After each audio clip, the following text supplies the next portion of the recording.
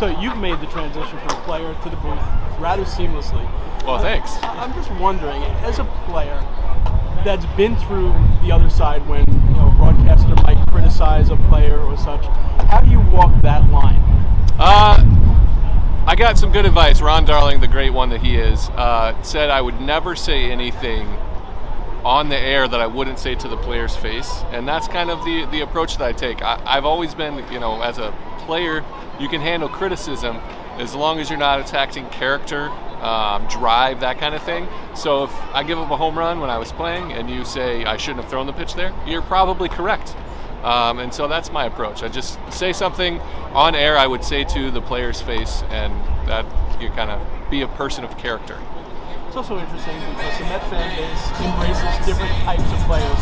And when you played here, you had that, over-the-top personality, and that's what's also made you endear them as a broadcaster as well.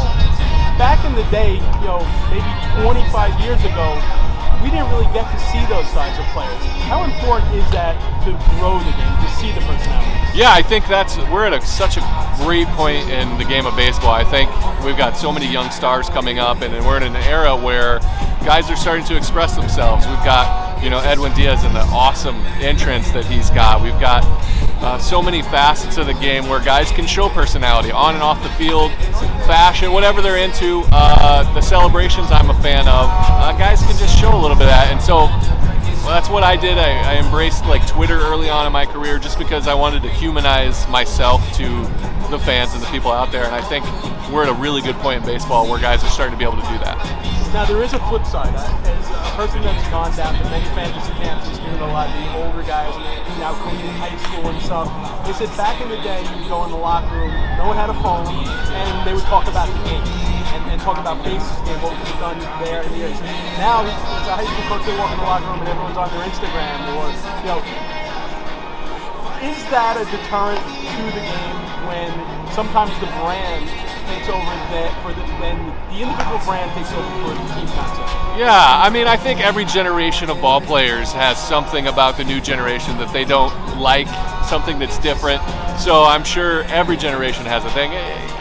The game adapts, people adapt. One constant is baseball. And baseball is a beautiful sport. There's a history for a reason. It always evolves. And so I think we're in good hands moving forward with the guys we have. Lastly, say the game moves forward, and bouncing back and forward, you take a look at the storylines this year. You have Aaron Judge in New York chasing the Mariners record. You have Luis Rojas hitting 700. You have the phenomenal year that Pete and Francisco have had here. How important were those individual achievements this year to come back from COVID and get the fans back in the seats? Yeah, I think it's great. Ultimately, I'm a team guy, and so are, Pete Alonso has talked about it. You had Max Scherzer talk about his 200th win. It was cool for him to celebrate, but it was even better for him because they clinched the playoffs, so he didn't feel individualized. But I think it's great. I think baseball was on its way up anyway. We just have great players. Aaron Judge is a great ambassador. I hope he gets 61, 62 coming up soon. I don't think there was anything that was needed to come back from COVID. I think it was inevitable because I think the style of baseball today is really good for the game. Awesome, thanks so much. Cool, yeah.